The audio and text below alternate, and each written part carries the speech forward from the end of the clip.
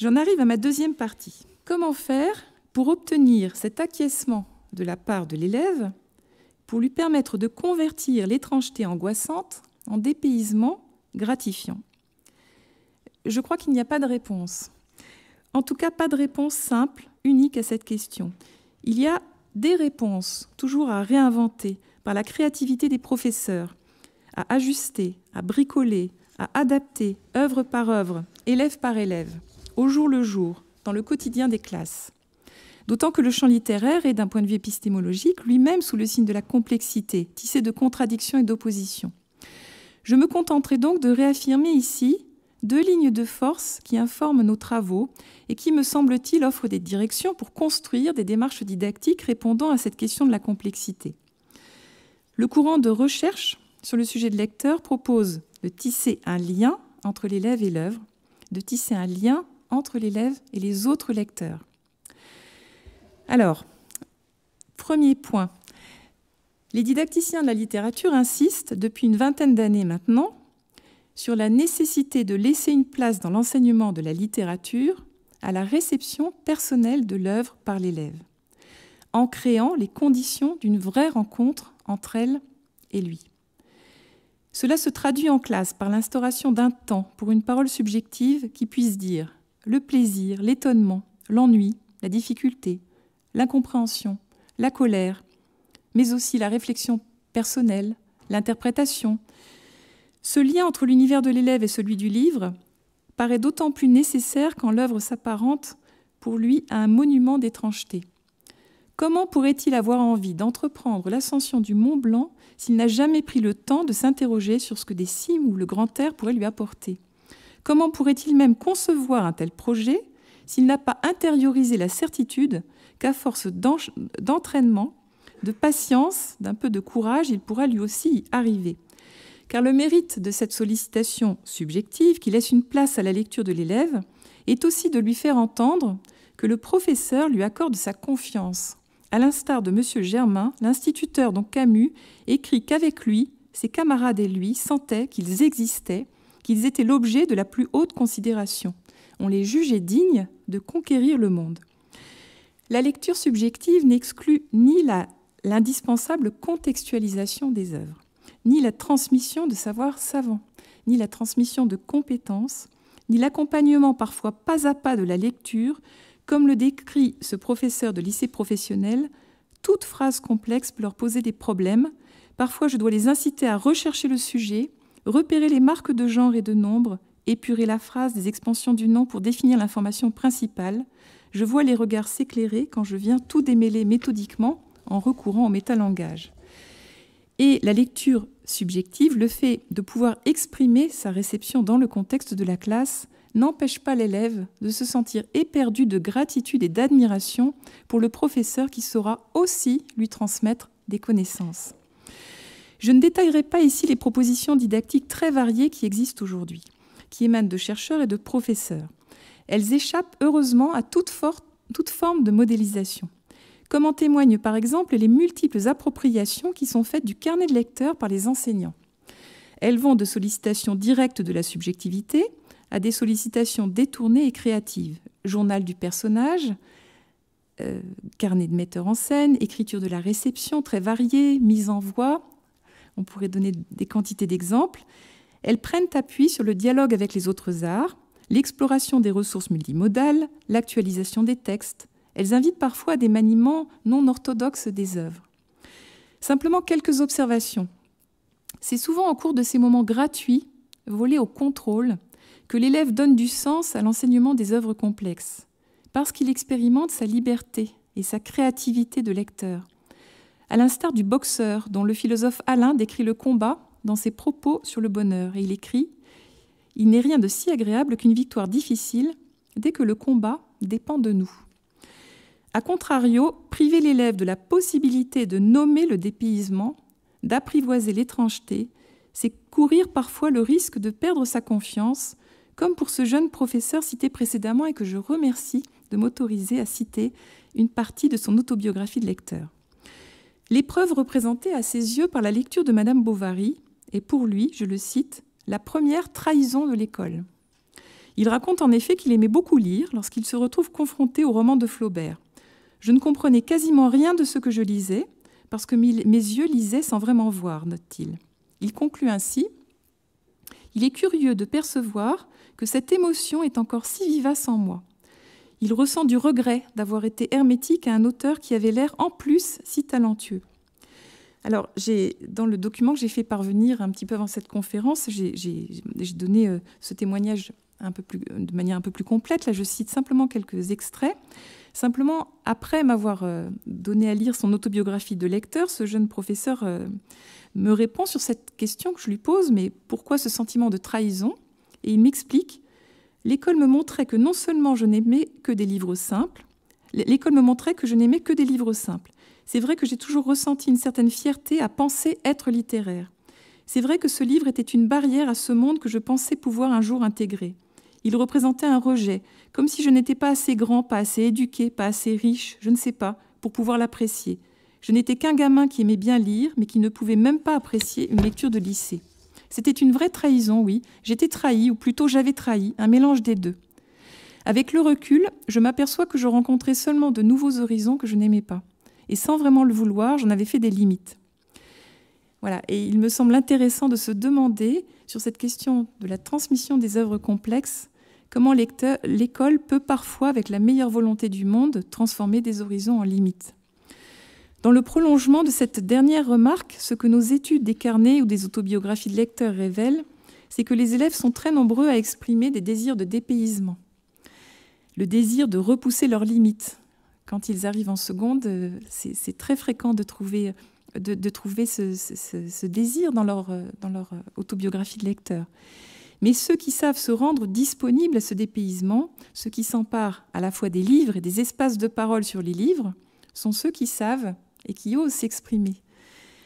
Le désintérêt apparent pour la littérature complexe s'explique souvent par une carence en mots, par l'absence en soi du nuancier lexical qui permettrait à la fois de comprendre évidemment les œuvres, mais aussi de nommer les retentissements de la lecture.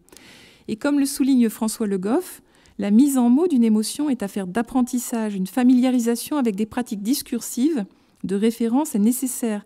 Des accompagnements sont à mettre en œuvre pour initier le sujet scripteur à l'expression d'un ressenti. Et c'est l'une des raisons pour laquelle les liens entre lecture et écriture ont souvent été encouragés, qu'ils font l'objet de très nombreuses recherches aujourd'hui. Et c'est l'une des voies, évidemment, que nous explorons très activement. Et je pense au titre de Dominique Bucheton d'un ouvrage passionnant qui invite à refonder aussi l'enseignement de l'écriture. Le second tissage que nous avons beaucoup encouragé et que nous continuons à encourager, s'élabore dans ce que Stéphanie Lemarchand appelle un dialogue des imaginaires. Si nos travaux encouragent l'élève à se mettre à l'écoute de sa lecture, il l'invite également à se mettre à l'écoute des lectures des autres, dans un tissage de réception plurielle et dans l'élaboration de trajets d'interprétation construits grâce au collaboratif et au collectif.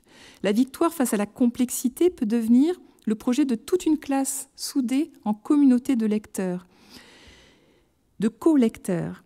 Il existe aujourd'hui, à chaque étape de la scolarité, des démarches didactiques qui orchestrent le partage des lectures entre pairs au sein de la classe. Cela va du cercle de lecture à des projets collaboratifs plus amples qui soudent tout le groupe, par exemple autour d'un projet d'écriture.